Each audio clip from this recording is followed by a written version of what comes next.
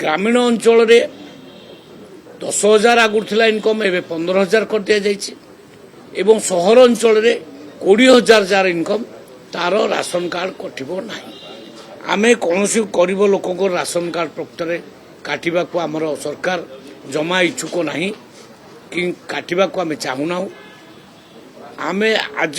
Date रे 3 कोटी 28 लक्ष लोकों को राशन कार्ड दौचु एवं आहुरी टार्गेट देचु ग्रामीण अंचल 13,50,000 टार्गेट दिखाई एवं सहर अंचल 1,50,000 नुआ कार्ड दवाई आम टार्गेट रखीचु। पोर्टाल भी खोला अच्छी लोक मैंने अप्लाई करूँ गरीब लोक जो मैंने आम ताकू सर्वे करूँ ताकू देखू प्रकृत से कर कि धनी